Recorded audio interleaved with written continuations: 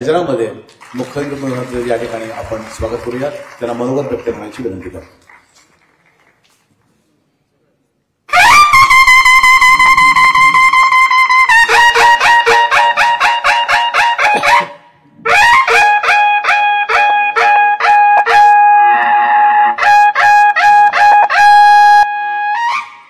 वाह, जोरदार. हिंदवी स्वराज्याचे सरसंस्थापक छत्रपती शिवरायांना मानाचा मुजरा करतो. भारतीय राज्यघटनेचे शिल्पकार भारतरत्न डॉक्टर बाबासाहेब आंबेडकर यांना मानवंदना अर्पित करतो.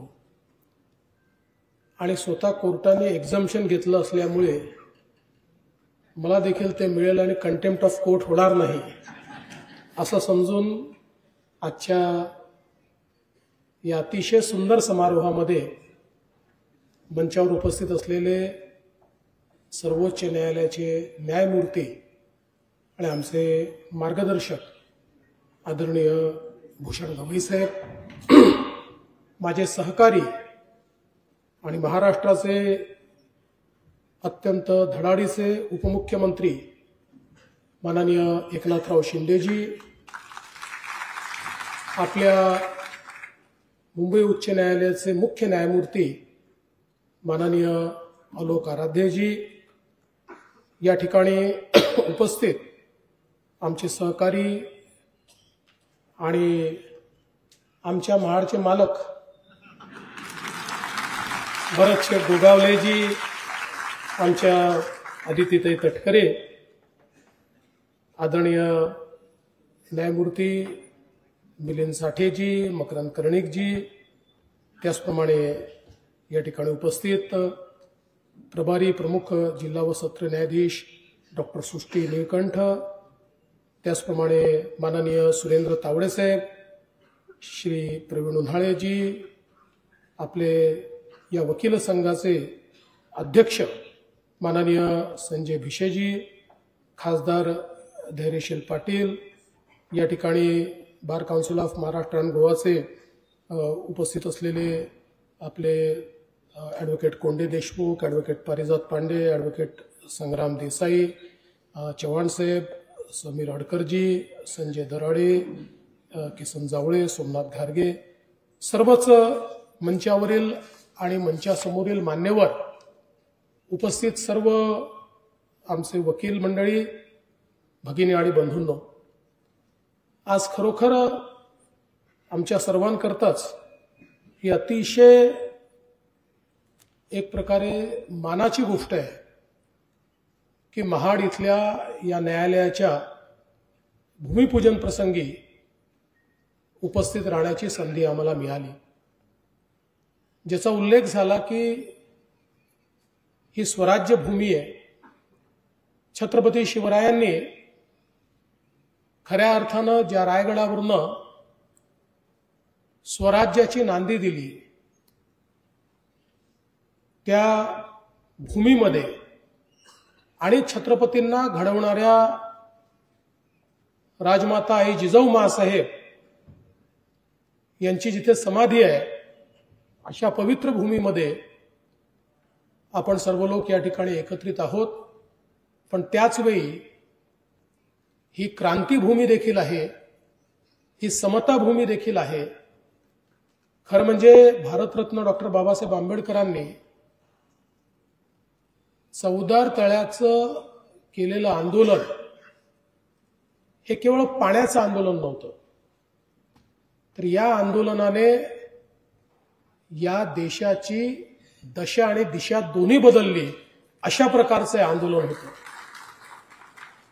कारण आपल्याला ही माहिती आहे की समाजामध्ये ज्या काळामध्ये कुरीती तयार झाल्या होत्या, आणि एक गोष्ट मान्यच केली पाहिजे की जगातलं सगळ्यात मोठं पाप जर काही असेल तर ते अस्पृश्यता आहे.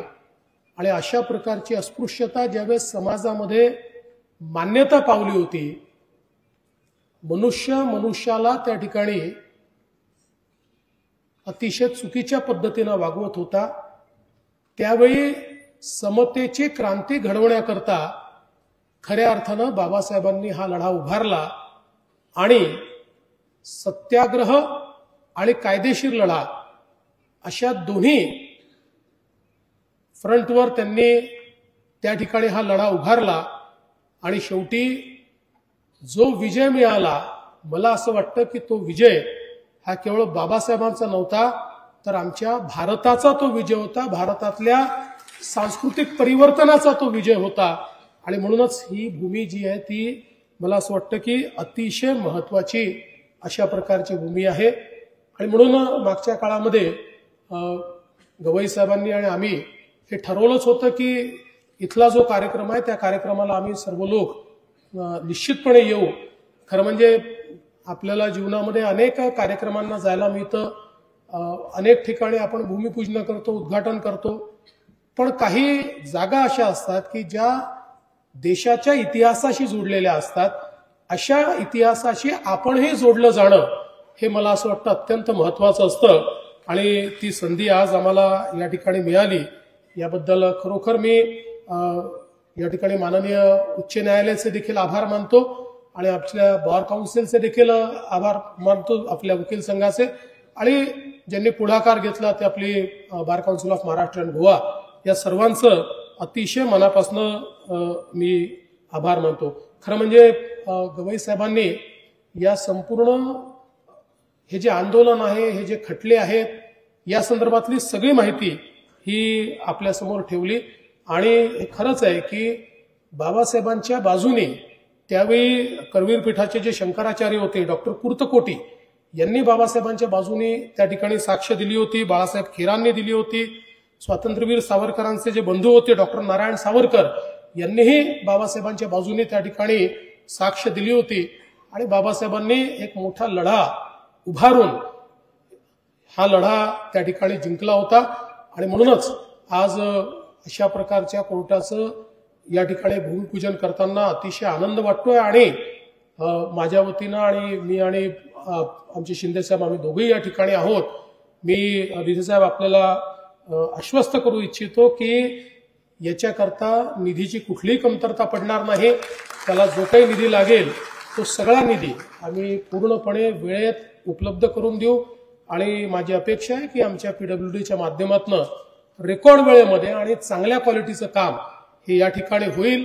आणि निश्चितपणे याच्या उद्घाटनाकरता देखील आपण आम्हाला बोलवाल अशा प्रकारची अपेक्षा आम्ही व्यक्त करतो. खरं तर मला या निमित्ताने सांगितलं पाहिजे की महाराष्ट्रामध्ये ज्युडिशियल इन्फ्रास्ट्रक्चर हे वेगाने व्हावं या संदर्भातली भूमिका खरं तर माननीय गवई साहेबांच्या माध्यमातून सुरू झाली. ज्यावेळी गवई साहेब ऍडमिनिस्ट्रेटिव्ह जज म्हणून आणि मग इन्फ्रास्ट्रक्चर कमिटीवर गेले आणि त्यावेळी मलाही मुख्यमंत्री म्हणून काम करण्याची संधी मिळाली, तर जवळपास आपल्या महाराष्ट्रामध्ये वर्षाला 100 ते 125 कोटी रुपये केवळ आपण ज्युडिशियल इन्फ्रास्ट्रक्चरला देत होतो. आम्ही थेट पहिल्याच वर्षी ते 600 कोटीला नेले, मग 800 कोटीला नेले आणि आता सातत्याने 800 ते 1000 कोटी रुपये आपण ज्युडिशियल इन्फ्रास्ट्रक्चरला त्या ठिकाणी ठेवतो. आणि मला असं वाटतं की खरं याचं श्रेय हे गवई साहेबांनाच आहे, कारण त्यांनी अतिशय प्रोएक्टिव्हली त्या काळामध्ये एक एक त्या ठिकाणी काम निवडायचं, ते काम मंजूर करायचं. कारण इथे शेवटी हायकोर्टाच्या समितीने मंजूर केल्यानंतर आमच्याकडे ते काम येतं, त्यामुळे पहिले त्या लेवलवर सगळं होतं. आणि मला असं वाटतं की त्यांनी ते केलं आणि त्यातनं एक महाराष्ट्रामध्ये चांगलं ज्युडिशियल इन्फ्रास्ट्रक्चर तयार झालं पाहिजे ही एक पद्धती सुरू झाली. मला या गोष्टीचा आनंद आहे की ज्यावेळी माननीय शिंदे साहेबांच्या नेतृत्वात आमचं सरकार तयार झालं आणि शिंदे साहेबांनी मला विधी व न्याय विभागाची जबाबदारी दिली, त्याहीवेळी विधी व न्याय विभागाच्या माध्यमातून जेवढे प्रपोजल आमच्याकडे होते ते सगळे प्रपोजल आम्ही मान्य केले आणि शिंदे साहेबांनी देखील त्याला निधीची कुठलीही कमतरता त्या काळामध्ये पडू दिली नाही. त्यामुळे महाराष्ट्रामध्ये आपण बघितलं असेल की जवळपास सगळ्या भागामध्ये अत्यंत मोठ्या प्रमाणात हे सगळं जे काही इन्फ्रास्ट्रक्चर आहे हे तयार होत आहे. मला याही गोष्टीचा आनंद आहे की सर आपल्या पुढाकारामुळे महाराष्ट्रामध्ये ज्या 3 नॅशनल लॉ स्कूल आपण करतो, खरं म्हणजे हे देशातलं एकमेव राज्य असेल की ज्या राज्यामध्ये आंतरराष्ट्रीय स्तराच्या 3 national law school Nagpur, Chhatrapati Sambhajinagar आणि मुंबई आपण त्या सुरू केलेल्या आहेत आणि अतिशय ग्लोबल अशा प्रकारचे इन्फ्रास्ट्रक्चर त्या ठिकाणी काही प्रमाणात तयार झालंय, उरलेलं तयार होत आहे. मला असं वाटतं की त्यातनं अतिशय चांगल्या प्रकारे ज्याला आपण अतिशय उच्च अशा प्रकारच्या क्वालिटीचे आपले वकील देखील त्या ठिकाणी आपण तयार करू शकू. अर्थात इन्फ्रास्ट्रक्चर हेच महत्वाचं नसतं, कारण आज इथे असलेले वकील असतील किंवा आम्ही ज्यावेळेस वकील झालो किंवा गवई साहेब ज्या कॉलेजमध्ये शिकले त्या कॉलेजला 6, 7, 8 रूमच्या वर रूम नव्हत्या, पण तिथनंही गवई साहेबांसारखे किंवा देशाचे सरन्यायाधीश देखील त्या आमच्या कॉलेजमधून त्या ठिकाणी तयार झालेले आहेत. तरी देखील आजच्या आपल्या कॉम्पिटिटिव्ह वर्ल्डमध्ये इन्फ्रास्ट्रक्चरचं एक आपलं महत्व आहे. शेवटी चांगलं इन्फ्रास्ट्रक्चर हे चांगलं काम करण्याला देखील प्रवृत्त करतं आणि ज्याचा उल्लेख चीफ साहेबांनी देखील या ठिकाणी केला की जे काही आपले सगळे अशील आहेत त्यांना त्या ठिकाणी न्याय मिळावा, त्यांना उत्तम व्यवस्था मिळावी, अशा प्रकारचा एक प्रयत्न या माध्यमातून आपण करत असतो. आणि म्हणून मी पुन्हा एकदा हे आश्वस्त करू इच्छितो की आपल्या महाराष्ट्रामध्ये माननीय उच्च न्यायालयाकडनं इन्फ्रास्ट्रक्चरच्या संदर्भात जेवढे प्रस्ताव येतील, कुठलाही प्रस्ताव आम्ही मागे ठेवणार नाही, कुठेही दिरंगाई करणार नाही. अत्यंत वेगाने या सगळ्या प्रस्तावांना आम्ही मान्यता देऊ. आणि मला याची कल्पना आहे की आमचे सगळे वकील संघ हे या बाबतीत फार आग्रही देखील असतात, ते ऍक्टिव्ह देखील असतात, ते त्याचा पाठपुरावा करतात आणि अशा प्रकारचं सगळं इन्फ्रास्ट्रक्चर ते घडवून आणतात. आज मला या गोष्टीचा देखील आनंद आहे की आपल्या न्यायालयांच्या माध्यमातून वेगाने कशा प्रकारे आपल्याला न्यायदान करता येईल या संदर्भात खूप मोठ्या प्रमाणात काम चाललेलं आहे. खटले कमी व्हावेत याकरता देखील काम चाललेलं आहे. खटले होऊच नये याकरताही मीडिएशन करता येईल का हा प्रयत्न या ठिकाणी आहे. कोकणातल्या लोकांची माफी मागून सांगतो की कोकणातले लोक इतके स्वाभिमानी आहेत की एकदा त्यांनी ठरवलं की ते खटला संपतपर्यंत 2 पिढ्या गेल्या तरी ते खटल्यात वापस हटत नाही. त्यामुळे आपल्याला संख्या कमी करायची असेल तर थोडं आपल्याला इकडे देखील आमच्या कोकणामध्ये बरोबर आहे ना भरत शेठ, 3 पिढ्या गेल्या तरी मागे नाही हटत कोकणी माणूस. काय झालं तरी त्याचा निकाल लावल्यावरच बाहेर पडतो. तर इथेही आपल्याला थोडंसं मला वाटतं निश्चितपणे लक्ष जे आहे ते घालावं लागेल. पण यासोबत आता आपले 3 नवीन क्रिमिनल कायदे देखील या ठिकाणी तयार झालेले आहेत आणि क्रिमिनल जस्टिस सिस्टीमला एक वेग यावा या दृष्टीनं खूप चांगल्या प्रकारे या कायद्यांनी नवीन व्यवस्था उभ्या केल्या आहेत. महाराष्ट्रातही त्या व्यवस्था आम्ही अतिशय वेगानं तयार करतोय, ज्याच्यामुळे आमचं त्या ठिकाणी संपूर्ण जे काही इन्व्हेस्टिगेशन आहे ते इन्व्हेस्टिगेशन उत्तम प्रकारे होईल. जे काही आमचे एव्हिडन्सेस आहेत हे टेक्निकल आणि फॉरेन्सिक एव्हिडन्सेस मोठ्या प्रमाणावर असतील. त्याचं आम्ही आता ब्लॉकचेनमध्ये त्याचे ठेवण्याची व्यवस्था करतो, त्याच्यामुळे कुठेही एव्हिडन्स टॅम्पर होणार नाही. आणि आता म्हणजे सर्व वकिलांना माहितीच असेल, पण नवीन कायद्याने एक अजून महत्वाची गोष्ट केलेली आहे, ती म्हणजे 2 पेक्षा जास्त तारखा मागता येणार नाही असं क्रिमिनल याच्यामध्ये त्यांनी सांगितलेलं आहे. त्याच्यामुळे मला असं वाटतं की अनेक वेळा तारीख पे तारीख असं जे क्रिमिनल जस्टिस सिस्टीममध्ये चालतं, म्हणजे अनेक वेळा आम्ही माननीय हायकोर्टाला विनंती करतो की हे वेगानं झालं पाहिजे. त्यावेळेस त्यांच्या समोर हा प्रश्नच असतो की बाबा ठीक आहे आम्ही वेगाने करू, पण समजा समोरच्याने तारखा मागितल्याच आणि आम्ही दिल्या नाहीत तर त्यातही एक नॅचरल जस्टिस वगैरे अशा अनेक गोष्टी येतात. पण आता कायद्यानेच ही तरतूद केलेली आहे की काही सबस्टॅन्शियल असल्याशिवाय 2 पेक्षा जास्त तारखा त्या ठिकाणी देता येणार नाही. त्यामुळे मला असं वाटतं की आता या क्रिमिनल जस्टिस सिस्टीममध्येही न्यायदान जे आहे हे अतिशय वेगानं होताना आपल्याला पाहायला मिळेल. आणि त्याकरता आवश्यक ते इन्फ्रास्ट्रक्चर, त्याकरता आवश्यक त्या सोयी सुविधा या आम्ही उपलब्ध करून देणार आहोत. विशेषतः सर्व कोर्ट हे चांगल्या प्रकारे आपल्याला आता आपल्या इंटरनेटशी जोडायचे आहेत, त्या ठिकाणी चांगली कनेक्टिव्हिटी उपलब्ध करून द्यायची आहे. कारण पुढच्या काळामध्ये आता आपले जे साक्षीदार आहेत, जोपर्यंत कोर्ट एखाद्या केसमध्ये स्वतःहून सांगत नाही की आमच्या पुढे हजर करा, तर आपल्याला आता क्युबिकल्सच्या माध्यमातून जे नोटिफाईड क्युबिकल्स आहेत त्याच्या माध्यमातून कोर्टात डायरेक्ट ऑनलाईन साक्षी पुरावे करता येणार आहेत. त्यामुळे वेळ देखील वाचणार आहे. मोठ्या प्रमाणामध्ये अनेक वेळा मग डॉक्टर्स अवेलेबल नाही, त्यामुळे फॉरेन्सिकची साक्ष होऊ शकत नाही, किंवा एखादा अधिकारी अवेलेबल नाही म्हणून साक्ष होऊ शकत नाही. अशा सगळ्या गोष्टी ज्या आहेत त्या गोष्टी यातनं कुठेतरी त्याचा चांगला अशा प्रकारचा हा एक त्यातनं माध्यम निघालेलं आहे. म्हणून मला विश्वास आहे की त्याही बाबतीत आता वेगानं आपलं सगळं काम या निमित्ताने चालेल. आणि मी एवढाच विश्वास देऊ इच्छितो की माननीय न्यायालयांच्या या सगळ्या प्रयत्नांमध्ये सरकार म्हणून आम्ही पूर्णपणे आपल्या सोबत आहोत आणि सरकार म्हणून जे जे करण्याची आवश्यकता आहे ते आम्ही निश्चितपणे करू. आताच गवई साहेबांनी सांगितलं की महाराष्ट्रामध्ये माझा शेवटचा कार्यक्रम आहे. शेवटचा म्हणजे चीफ जस्टिस व्हायच्या आधीचा शेवटचा आहे, नाहीतर चीफ जस्टिस झाल्यावरही येणार नाही असं नाही आहे. त्यानंतर आम्ही आपल्याला मंडणगडचा. त्यामुळे देशाचे सर्वोच्च न्यायालयाचे मुख्य न्यायमूर्ती म्हणून लवकरच गवई साहेब आपल्या सर्वांना अतिशय या गोष्टीचा अभिमान आहे. आणि इतक्या वर्षाच्या अनुभवातून मी सांगतो की शेवटी माणसाला काम करायची संधी अनेक वेळा मिळते, अनेक लोकांना अनेक ठिकाणी काम करण्याची संधी मिळते, पण आपल्या संधीचा उपयोग हा समाजाकरता कसा करता येईल याचा विचार 24 तास त्यांच्या डोक्यात असतो. असे गवई साहेब या ठिकाणी आहेत की ज्यांनी आपल्या संपूर्ण कारकिर्दीमध्ये वकिलांचाही विचार केला आहे, आपल्या ज्युडिशियल इन्फ्रास्ट्रक्चरचाही विचार केलेला आहे आणि सामान्य माणसाचाही विचार केला आहे. आणि अडचणीच्या वेळी अनेक वेळा, म्हणजे हे खरं उघडपणे बोलू नये पण तरी मला बोलावं असं वाटतं की अनेक वेळा सरकारच्या अडचणी काय असतात याही त्यांना लक्षात येतात. त्यामुळे मधला मार्ग काढून समाजाचं काम कसं आपल्याला करता येईल हे मी एकच उदाहरण देतो की नागपूर जबलपूर हा जो राष्ट्रीय महामार्ग आहे, हा राष्ट्रीय महामार्ग ज्यावेळेस अतिशय त्या ठिकाणी PIL होती आणि अशा प्रकारे तो अडकला होता की कदाचित तो होऊच शकणार नाही.